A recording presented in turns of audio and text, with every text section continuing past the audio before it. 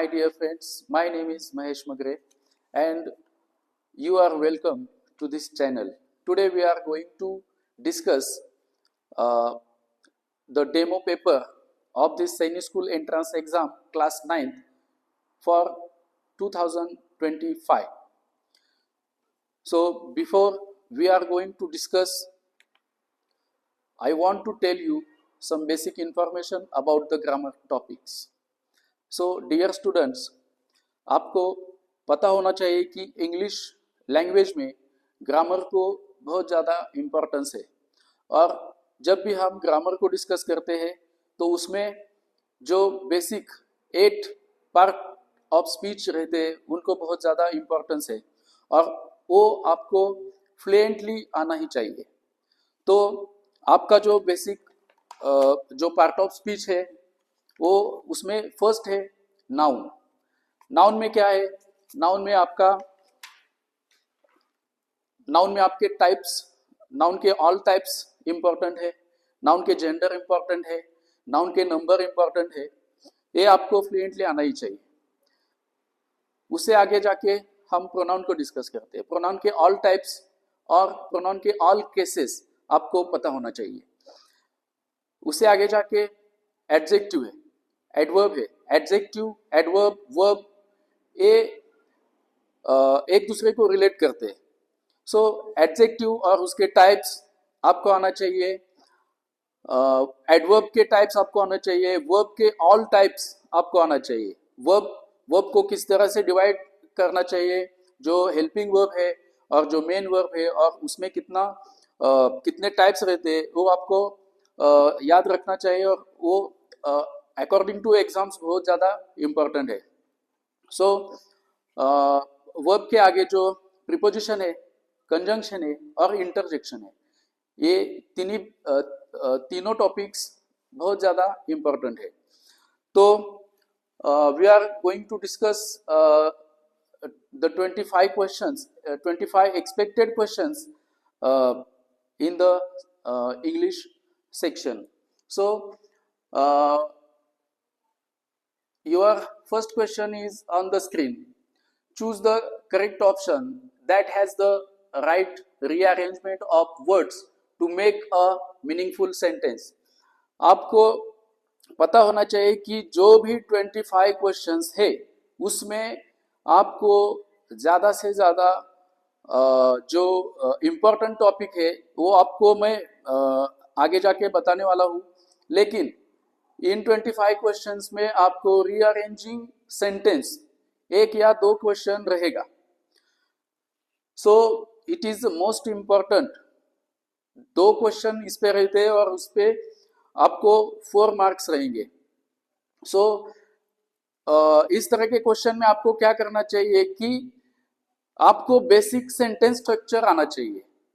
जो basic sentence structure है वो क्या है कि आपको ये पता होना चाहिए कि बेसिक सेंटेंस स्ट्रक्चर में सब्जेक्ट इंपॉर्टेंट है, सब्जेक्ट के बाद वर्ब आता है और वर्ब के बाद ऑब्जेक्ट आता है। ये आपको पता होना चाहिए। और ये जो स्ट्रक्चर है ये डिक्लेरेटिव सेंटेंस का स्ट्रक्चर है।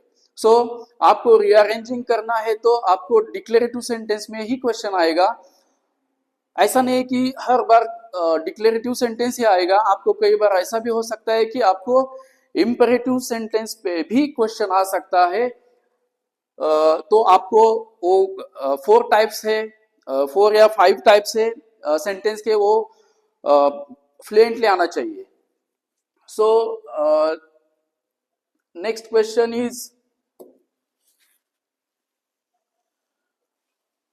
choose the correct option that has the right rearrangement of words to make a meaningful sentence. Again same question है जो रीअरेंजिंग पे है। आपको मैंने बताया कि ये स्ट्रक्चर है, आपको याद होना चाहिए सब्जेक्ट, वर्ब और object.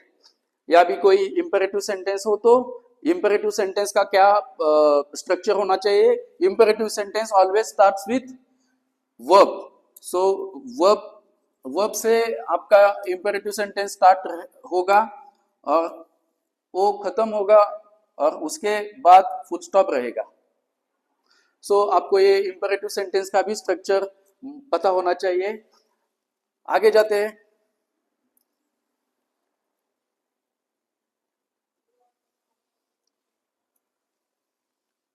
$53 questions. Choose the correct option to fill in the blank. The twins did dash here. So this type of question आपको पता होना चाहिए कि ये किस टाइप पे क्वेश्चन आ चुका है। और इसका हिंट हमें देता है इसके ऑप्शंस। यहाँ देखो, वन अनदर, ईच अदर्स और ईच एंड नाइदर। ये जो ऑप्शंस है ये आपको बता देंगे कि ये किस तरह का क्वेश्चन है, कौन से पार्ट ऑफ स्पीच पे ये क्वेश्चन आया है। सो यहाँ देखिए ट्विंस है, ट्विंस। सो ट्विंस का मतलब क्या होता है आपको पता ही है। तो आपको ये हिंट है कि यहाँ पे ट्विंस है, तो यहाँ ब्लैंक स्पेस पे आने वाला वर्ड क्या होना चाहिए आपको पता है। और ये जो ऑप्शंस है इनका मतलब भी आपको पता है। ये पहला ए ऑप्शन है और बी ऑप्शन है, ये रेसिप्रोकल प्रोनाउन पे है, तो आपको रेसिप्रोकल प्रोनाउन आना चाहिए। आपको ईच और नाइदर का भी पता है, और ये कौन से प्रोनाउन है आपको पता है, और कब यूज होते हैं आपको पता होना चाहिए। तो आगे जाते हैं। यहाँ पे 54 नंबर क्वेश्चन है, चूज द करेक्ट प्रीपोजिशन। जैसा कि मैंने आपको बताया कि हर पार्ट ऑफ स्पीच पे आपको क्वेश्चन इस एग्जाम में मिलेगा। तो यहाँ पे देखो प्रीपोजिशन पे क्वेश्चन आया है, where can I check dash for the flight to Hong Kong. Okay, यहाँ पे जो ये प्रीपोजिशन का क्वेश्चन है, ये देखिए यहाँ पे वर्ब है, चेक। चेक क्या है? वर्ब है। तो इस तरह के जो भी क्वेश्चंस रहते हैं वो फिक्स प्रीपोजिशन रहते हैं। क्या उनको क्या कहना है? Fix preposition. तो ये फिक्स प्रीपोजिशन क्या होता है, और इसको हम क्या कहते हैं कि फ्रेजल वर्ब कहते हैं। क्या कहते हैं? Phrasal verb. तो आपको फ्रेजल वर्ब का मतलब पता होना चाहिए। फ्रेजल वर्ब क्या होते हैं और वो किसका कॉम्बिनेशन रहता है वो आपको पता होना चाहिए। और हर एक ऑप्शन को इसके साथ जोड़ के जो भी मतलब निकालेगा वो यहाँ पे आंसर फिट रहेगा। Okay, so let's discuss next question 55। Match the following books और poems with their authors poets. So my dear friends, आपको पता होना चाहिए कि यहाँ पे जो इंडियन राइटर रहते, इंडियन राइटर हो या फॉरेनर हो, उनके जो बुक्स है वो आपको पता होना चाहिए। और वो जो ऑथर्स रहेंगे या पोइट्स रहेंगे तो उनके भी नाम आपको पता होना चाहिए। ज्यादा से ज्यादा मैं आपको एक बात बता सकता हूँ। यहाँ पे आपको इसमें से कोई भी एक मालूम होगा, बुक्स और ऑथर, तो आपको ये सभी का आंसर मिल सकता है। तो वो हिंट क्या रहेगी कि यहाँ पे देखिए, अब मुझे क्या आता है कि यहाँ पे जो रिपब्लिक लिखा है वो रिपब्लिक लिखा है, वो यहाँ पे ये जो प्लेटो है उन्होंने लिखा है रिपब्लिक। तो डी, ऑप्शन डी को ए कहाँ पे मैच होता है? देखिए यहाँ पे मैच होता है। और डी में जो फर्स्ट है, फर्स्ट जो राइटर है उसका नाम है, और ये और किसी भी ऑप्शन में नहीं है। तो यहाँ पे देखिए आपका ऑप्शन होना चाहिए, योर ऑप्शन शुड बी ए। तो आप इस तरह से भी हिंट ले सकते हो। आपको किसी भी बुक का नाम पता हो और इसमें से आए हुए किसी भी ऑथर का नाम पता हो तो आपको आपका आंसर जरूर मिलेगा। Let's move on.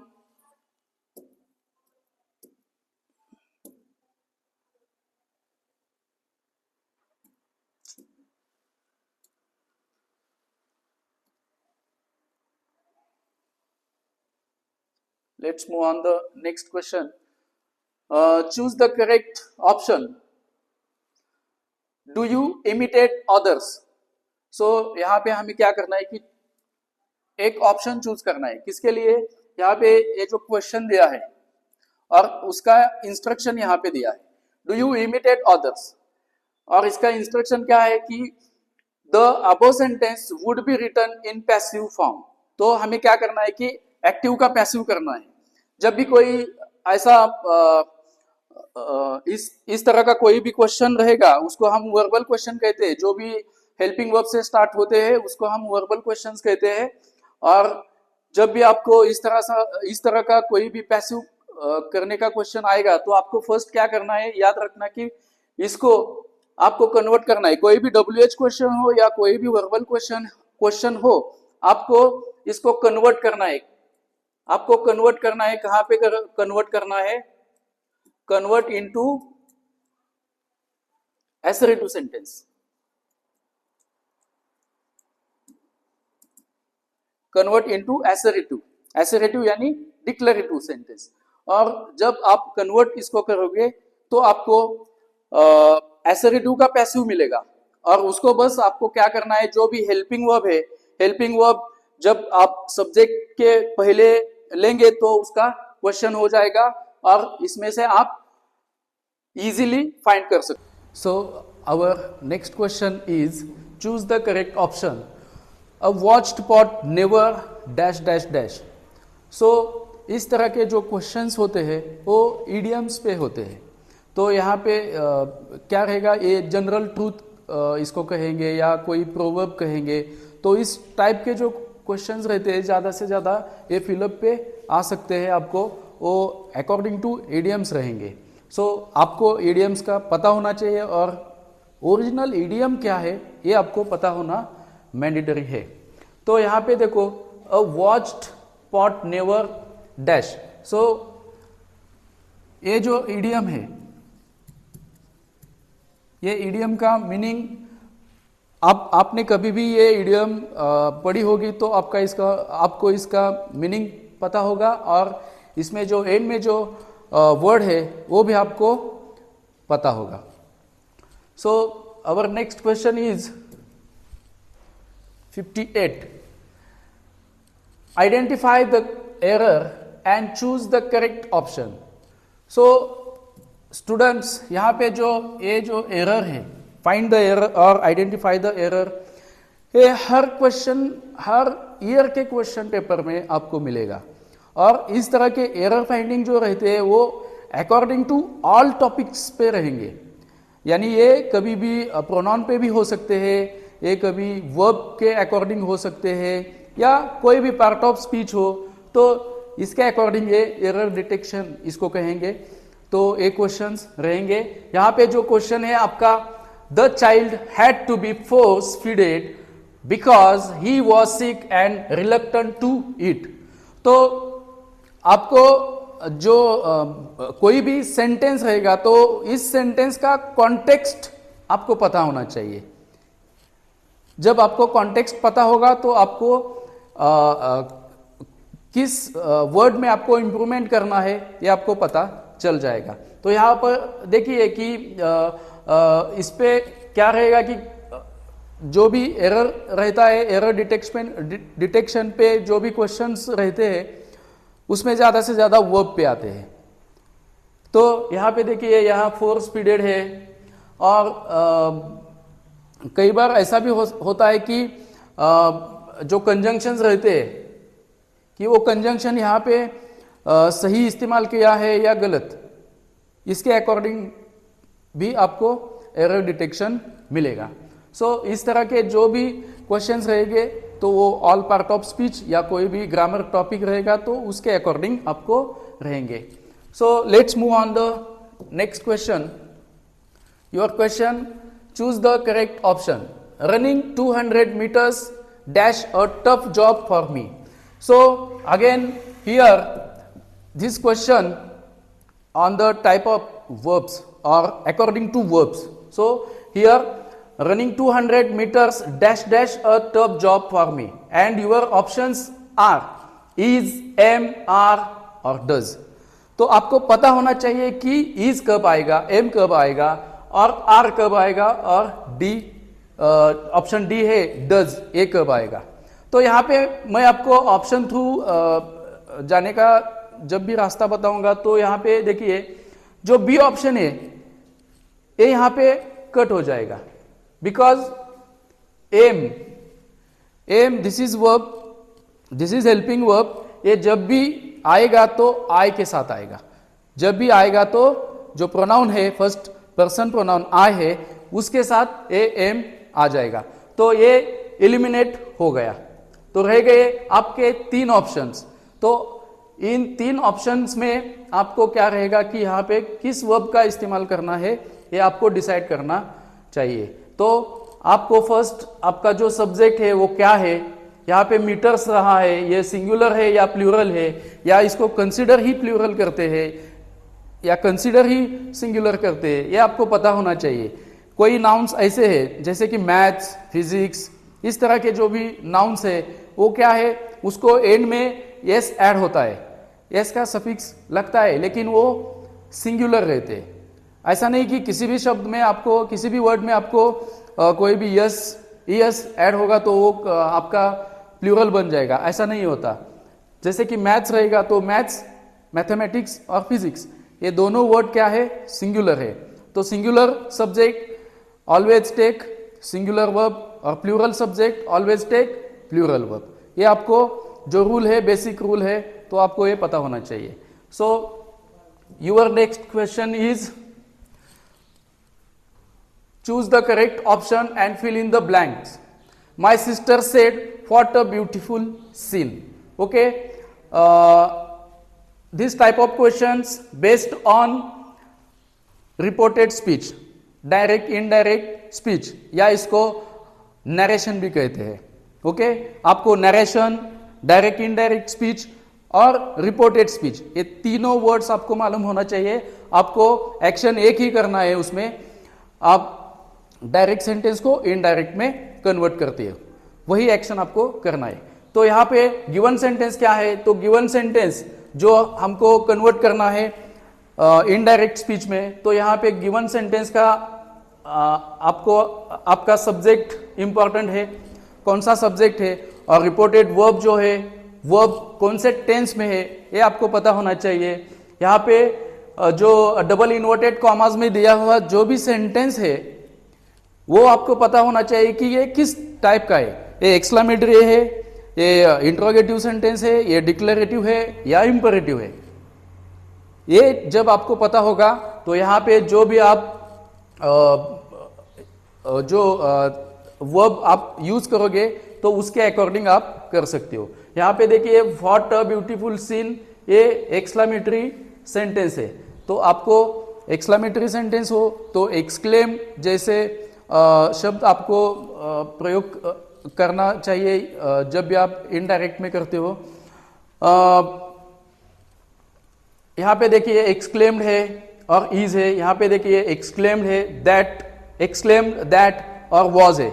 यहाँ पे आपको 2 स्पेसेस दिए, वो ब्लैंक है। माई सिस्टर और इट के बाद जो भी आएगा वो ब्लैंक है यहाँ पे। तो मैंने आपको कहा कि यहाँ पे जो रिपोर्टेड वर्ब रहता है वो आपको देखना चाहिए, उसके अकॉर्डिंग आपके ऑप्शंस यहाँ पे फिट हो जाएंगे।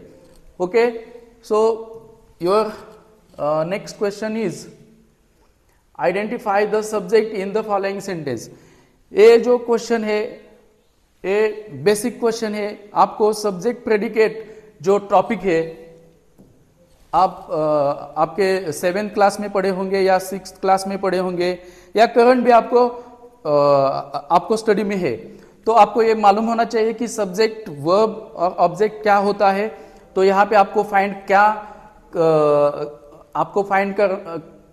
आपको बताया है कि आपको फाइंड करना है, क्या फाइंड करना है कि सब्जेक्ट फाइंड करना है।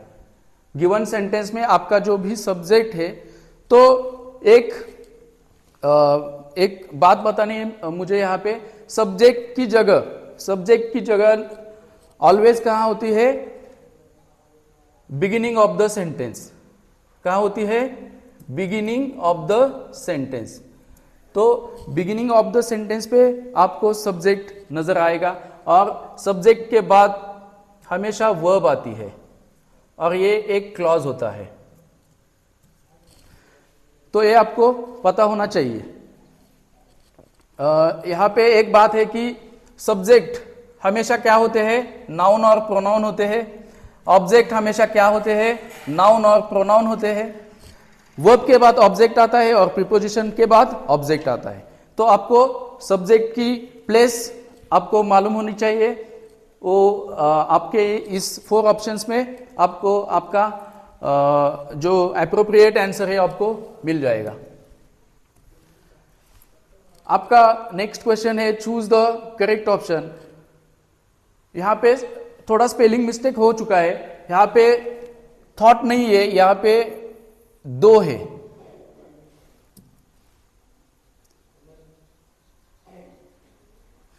Do children usually love tomato sauce, I find it quite. Okay, so यहां पे अगेन आपका क्वेश्चन है एडजेक्टिव पे है। यहां पे जो आपके ऑप्शंस दिए हैं, आपके ऑप्शंस, ऑप्शन ए नेस्टी है, बी रिपल्सिव है, सी जनरस है और डी रूड है। तो आपको एप्रोप्रिएट आंसर यहां पे फिलअप करना चाहिए।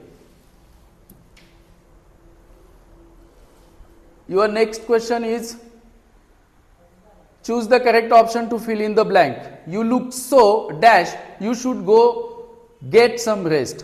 Okay, यहाँ पे सेंटेंस के अकॉर्डिंग आपका अप्रोप्रिएट आंसर आ जाएगा। और यहाँ अगेन एडजेक्टिव का क्वेश्चन है और यहाँ पे जो आप देख रहे हैं कि एक वर्ब फॉर्म है। वर्ब में जो पार्टिसिपल्स रहते हैं वो भी कभी कभी एडजेक्टिव का काम करते हैं। आपको पता होना चाहिए कि उनका प्लेस कहाँ पे होता है, तब आपका ये आंसर आ जाएगा। Next question is identify the positive degree in the following options. Students, her previous year में देखिए आपको डिग्री पे एक ना एक क्वेश्चन जरूर मिलेगा। आपको पॉजिटिव डिग्री, कंपेरेटिव डिग्री और सुपरलेटिव डिग्री, एडजेक्टिव्स के जो 3 फॉर्म्स होते हैं आपको पता होना चाहिए। पॉजिटिव क्या होता है, कंपेरेटिव क्या होता है और सुपरलेटिव क्या होता है, आपको पता होना चाहिए। कंपेरेटिव में हम जो भी सफिक्स ऐड करते हैं वो ER है। पॉजिटिव में कोई भी सफिक्स नहीं आता, वो बेस एडजेक्टिव आता है, यानी उसको कोई भी सफिक्स ऐड नहीं होता या कोई प्रीफिक्स ऐड नहीं होता, वो जो बेस वर्ड होता है वही होता है। और जो सुपरलेटिव फॉर्म है उसमें EST ऐड होता है। तो आपको सुपरलेटिव फॉर्म पता होना चाहिए, कंपैरेटिव फॉर्म पता होना चाहिए और उसका पॉजिटिव फॉर्म भी पता होना चाहिए। यहाँ पे जो 4 ऑप्शंस दिए हैं उसमें से आपको पॉजिटिव डिग्री का ऑप्शन चूज करना है। मैंने आपको अभी हिंट दिया है। So let's move on next question. Choose the correct option to complete the following sentence. There is a dash toy shop around the corner. So इस तरह के क्वेश्चंस में देखिए यहाँ पे जो नाउन है किड्स नाउन क्या है, प्लूरल नाउन है। और हमने देखा है कि यहाँ पे एपोस्ट्रोफी यहाँ पे यूज हुआ है, यहाँ पे हुआ है, और यहाँ पे कोई भी एपोस्ट्रोफी नहीं है और यहाँ पे प्लूरल फॉर्म है। तो there is a dash toy shop. Okay, यहाँ पे जो टॉय शॉप है ये किसका है, यानी पोजेशन दिखाया है। तो पोजेशन दिखाया है तो यहाँ पे जो ऑप्शन है ये क्या ऑप्शन है कि प्लूरल ऑप्शन है। और प्लूरल ऑप्शन का जब भी कभी भी आपको पोजीशन दिखाना हो तो उसमें आफ्टर यस आपको एपोस्ट्रोफी ऐड करना चाहिए, तब आपका प्लूरल का पॉजेसिव फॉर्म मिलेगा। Your next question is choose the correct option. The synonym of promise is. So it is a very simple question and मैंने आपको पहले भी बताया कि vocabulary is the most important topic. इसमें सिनोनिम एंटोनिम आपको अच्छे से आना चाहिए, इडियम्स अच्छे से आना चाहिए और आपको जो वन वर्ड है वो भी अच्छे से आना चाहिए। ये जो आप ऑप्शंस रीड करोगे और इसका जब आपको मीनिंग पता होगा तो आपका प्रॉमिस का आंसर जरूर आएगा। 67 number, choose the correct option. The antonym of adversity. जब आपको एडवर्सिटी का मीनिंग पता हो तो आप इन जो 4 ऑप्शंस है इसमें से आपको एप्रोप्रिएट ऑप्शन मिल जाएगा। यहां पे देखिए क्रंच, क्रंच का मतलब आपको पता ही है, सॉरो का मतलब पता है, डिजास्टर का मतलब पता है, और एडवांटेज का भी मतलब पता होगा, आप ए स्टैंडर्ड के स्टूडेंट्स हो। सो एडवर्सिटी को जो एंटोनिम मैच होगा वो कौन सा रहेगा, आप चूज करो। 68 नंबर का क्वेश्चन है, choose the correct option to fill in the blank, you shouldn't waste your time. ये जो क्वेश्चन है अकॉर्डिंग टू क्वेश्चन टैग है। आपको क्वेश्चन टैग ये हर साल आने वाला क्वेश्चन है, इस पे हर साल एक ना एक क्वेश्चन आता ही है। आपको क्वेश्चन टैग के ऑल फॉर्म्स, ऑल रूल्स आपको पता होना चाहिए, तभी आप क्वेश्चन टैग का जो भी क्वेश्चन रहेगा वो अच्छे से सॉल्व कर सकते हो।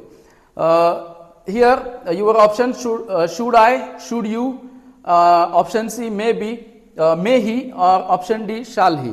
सो जब भी क्वेश्चन टैग सॉल्व करना है तो आपको फर्स्ट क्वेश्चन रीड करना है, वो निगेटिव है पॉजिटिव है आपको बताना है, और जब पॉजिटिव रहेगा तो आपको क्या अप्लाई करना है, निगेटिव रहेगा तो क्या अप्लाई करना है, ये आपको अच्छे से पता है, तो यहां पे आपको ऑप्शन दिखेगा। सो जब भी कोई भी क्वेश्चन टैग का क्वेश्चन हो तो उसमें कोई निगेटिविटी हो तो आपका क्वेश्चन टैग क्या आ जाएगा, your question tag should be positive. हाँ, when your sentence is negative, your question tag is positive. When your sentence positive, your question tag is negative. So let's move on the next question. Which of the following is an imperative sentence? आपको ये जो 4 types है sentence के आपको अच्छे से आने चाहिए। डिक्लेरेटिव सेंटेंस क्या होता है, उसमें सब्जेक्ट वर्ब और ऑब्जेक्ट का कॉम्बिनेशन होता है। इंपेरेटिव सेंटेंस क्या होता है, मैंने आपको अभी अभी बताया कि imperative sentences starts with helping verb. आपको पता होना चाहिए कि इंट्रोगेटिव सेंटेंस क्या होता है। Interrogative sentences starts with helping verb और WH वर्ब। एंड आपको पता होना चाहिए कि आपके एक्सक्लेमेटरी सेंटेंसेस क्या होते हैं। और इसमें एक फिफ्थ नंबर का सेंटेंस टाइप है, वो मैं आपको बताता हूं कि ऑप्टेटिव सेंटेंस। ऑप्टेटिव सेंटेंस आपको याद रखना हो तो आपको PBCW याद रखना है। PBCW आपको याद रखना है। ये P स्टैंड होता है प्रेयर पे, ये P स्टैंड होता है प्रेयर, ये B स्टैंड होता है ब्लेसिंग पे, C स्टैंड होता है कर्स पे, और W स्टैंड होता है विश पे। कोई भी सेंटेंस इस तरह से हो, उसमें कोई भी प्रेयर हो, ब्लेसिंग हो, कर्स हो या विश हो, तो वो पता होना चाहिए कि वो ऑप्टेटिव सेंटेंस है। ये आपको सेंटेंस का अनदर टाइप है, मैंने आपको बताया है। Next question is match the poems और बुक्स विद देयर पोएट्स और authors. Again this type of question मैंने आपको पहले भी बताया कि इसमें क्या हिंट रहेगा कि आपको एक ऑथर या एक ऑथर और एक बुक का नाम पता होना चाहिए। यहां पे देखिए, ये जो मालगुडी डेज है वो किन्होंने लिखा है, ये R.K. नारायण ने लिखा है। सी को जो भी मैच हो रहा है सेकंड नंबर, यहां पे देखिए